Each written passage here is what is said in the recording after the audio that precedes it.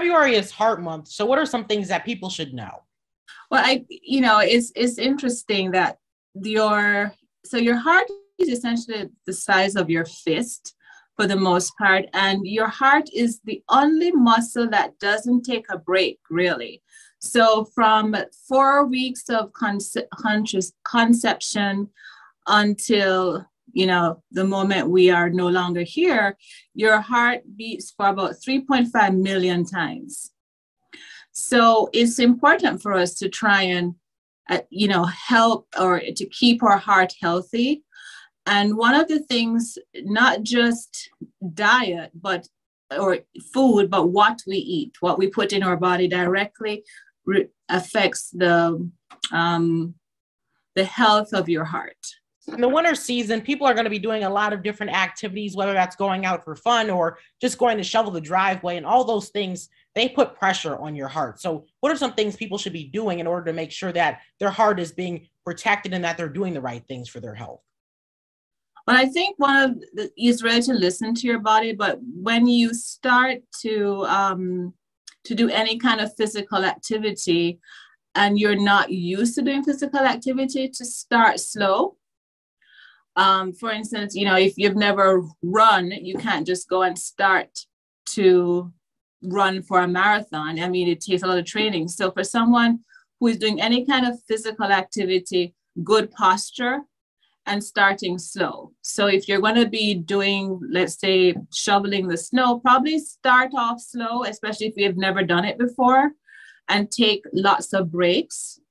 In terms of any kind of exercise that you're going to be starting, to start first, what we say low impact. Like if you're going to think about running, probably start walking, then brisk walking, then starting to a jog before you start running, and to listen to your body and pace yourself. Talked a little bit about this at the start of the interview, and that is making sure that you're eating the right foods and drinking the right things. So could you kind of give us some examples of things that we can be eating and drinking for our heart?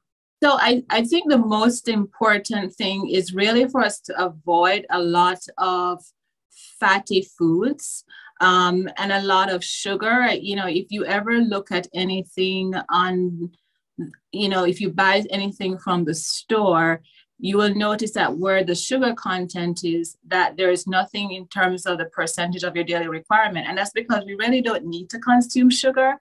The other thing, as a society, we love salt and sugar, and salt, it directly affects your blood pressure, but the more salt you consume, the higher your blood pressure is. So those are two things I always tell patients. Start in terms of increasing your water intake and trying to avoid things that are sugary drinks. And I have patients who say, well, I have to drink milk because I require calcium, but it would take a lot of milk for you to get your daily requirement of calcium. I always say, when you are thinking of your diet, think about shopping on the periphery of the supermarket. So things like fresh fruits and vegetables, those are very important because they give you the vitamins. They also give you the roughage that you need. In terms of protein, we all like our chicken and steak, but you really just need a really small quantity of that. It's really more to have a balanced diet, which requires more grains, fruits, and vegetables, and less of things that are processed. So I say, if you can get it from a box and you can microwave it in a few minutes, and you have like potatoes, etc., that's probably not the healthiest choice for you. Finally, what are some resources you recommend for people so they can continue, to take care of their heart? Some websites or just nutritional resources that you can offer up? I think the CDC has a very good website, and there's also a website that talks about like health.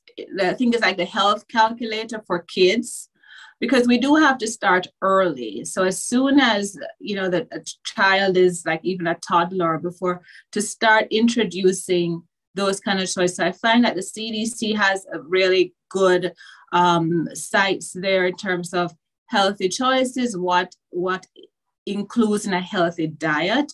And American Heart Association also has websites on their, sub-websites on their site itself to talk about choices that we can make in terms of our diet. Dr. Claudeen Whitfield of ProMedica, thank you so much for your time. You're welcome.